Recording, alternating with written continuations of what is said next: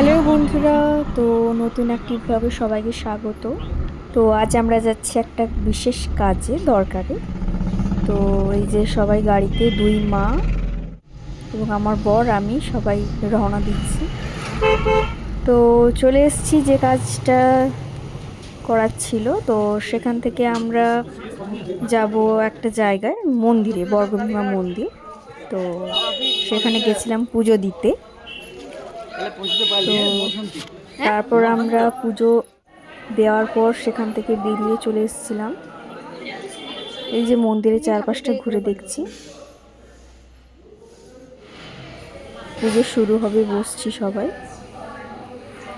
তারপরে লাঞ্চে নিরামিষ ভাত, ডাল, আলু ভাজা, শুক্তো, পাঁপড়, চাটনি, পায়েস ছিল। তো তারপর আমরা বাড়ির পথে আবার রওনা দিলাম।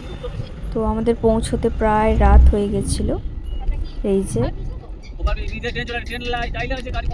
গাড়ি করে তারপর আমরা বাড়ি পৌঁছলাম। তো এই ছিল আজকের আমার মিনি ব্লগ।